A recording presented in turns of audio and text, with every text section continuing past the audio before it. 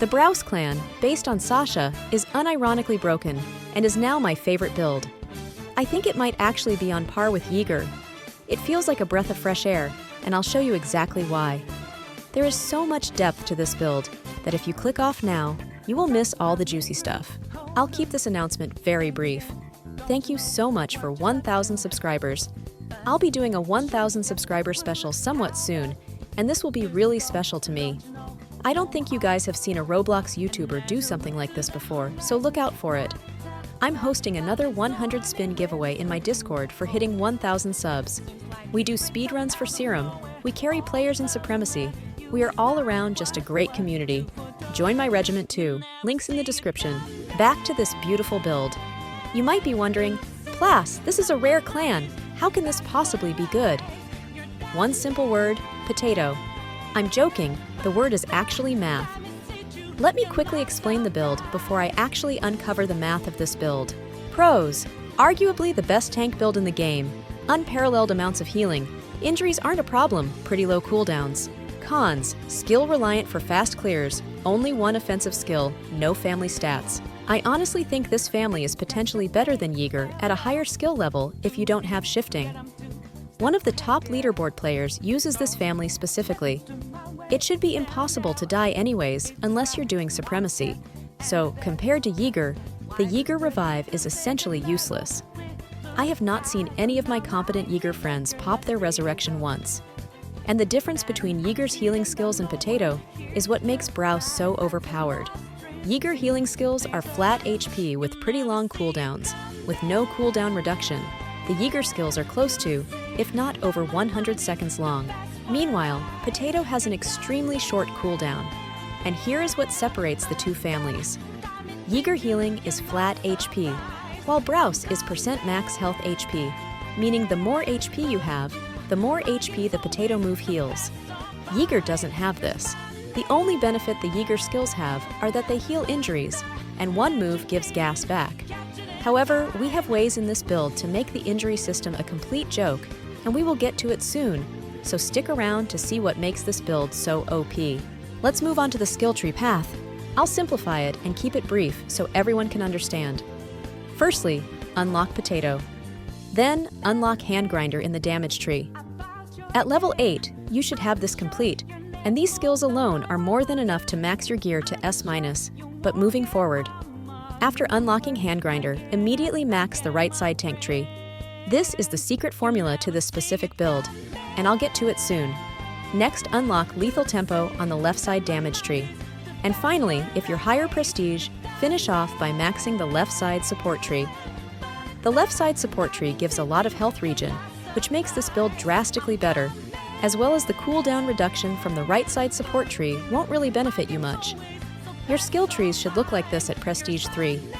If you're not Prestige 3, follow the upgrading order I just gave. Next, the moveset. The first move is Lethal Tempo. This move is a necessity, unless you just don't want any offensive moves. The second move is Bandages. Only if you're Prestige 2 or 3 and have the SP to unlock it. If not, you can use either Counter or Rising Slash. If you're Prestige 3 max level, you can also swap out Bandages for resupply if you fancy. Bandages are just a nice move to have in case you need immediate healing and your Potato is on cooldown, or if you just got an injury, an emergency resupply is on cooldown, which we will get to soon. The third move is Hand Grinder. Hand Grinder is only unnecessary if your left side tank tree because with 2 less inputs from getting grabbed, escaping Titans are really easy as long as you're focused. But because the second input reduction stat is in the left side tank tree and we are building right side, I consider this a necessity. The fourth move is Potato. Obviously, it had to be somewhere in the build. This move is a necessity. It's so OP. And lastly, the final move is Emergency Relocation. This move is really good for 2 purposes only: getting rid of an injury on the go, as well as increasing your crit chance. The crit chance doesn't benefit you now because you one-shot Titans anyways, but it will help when you try one-shotting that boss in the Raids update and realize you can't. This move is a necessity in this build. You might be wondering why you would take this move if it costs so much health. There's actually an upgrade further down the tree to lower the health cost to 15%. 15% is nothing when your Potato on a 30-something second cooldown heals double that, This is how you bypass potato not healing injuries by using this cool combo.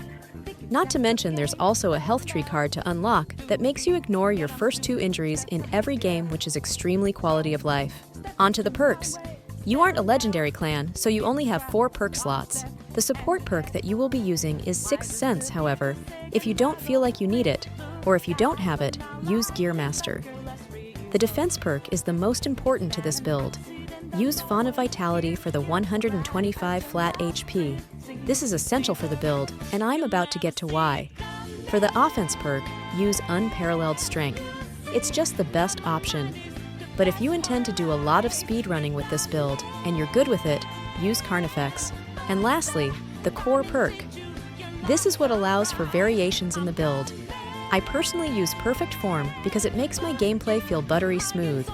But if you have Serum, you can use Indefatigable for quicker shifting bar, or if you want to move faster and be more efficient, Perfect Soul is the perfect pick.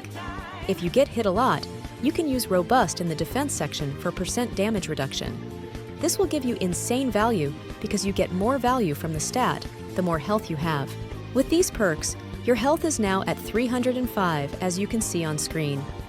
Potato, like mentioned before, heals 30% max health, so with that in mind, the potato currently heals 91.5 HP, which is more than Invigorate, the second Jaeger healing skill. Not to mention the potato skill is less than half the cooldown. I think you see why this build is so broken, but we aren't done yet. You can achieve even more health if you roll your artifact stats into health. However, I do not suggest this unless you want to min-max your potato healing and tankiness. I would personally suggest a mix of skill cooldown reduction if you want shorter cooldown potatoes and emergency relocations, or ODM speed if you want to move faster and be more efficient. However, rolling health will make potato heal even more and make you even more unkillable, so choose your artifact stats at your own discretion. Speaking of artifacts, the best artifacts in the game currently to do this with are Crown and Handkerchief. Lastly, let's talk about memories. The best memory in the game is easily Flash Step. Choose that or try to aim for that for your first memory. The second memory is Resilience. Seeing as you aren't Jaeger with the Jaeger Revive, if you somehow manage to drop down to a killable health pool, at least you have a second chance at life. And lastly, Life Feed. This is essential in the build because it gives you so much value. I know you remember me yapping about so much HP. Well, Life Feed gives 2.5% HP back, and with such a high HP build, this health is so much more valuable as compared to other builds with less HP. Life Feed is a necessity. In conclusion, if you don't have a legendary family, and you don't have the epic family Zoe either, I would highly suggest using this over anything else. It's just that underrated and overpowered. I haven't seen anyone talk about it at all, but this clan needs more recognition. I will make a tier list soon, and this will be from someone who has tried almost everything in the game in depth. And for those of you asking for a Zoe build, I hear you, expect it soon. Please subscribe if you enjoyed the video and stuck around till the end, and join my Discord for the giveaway.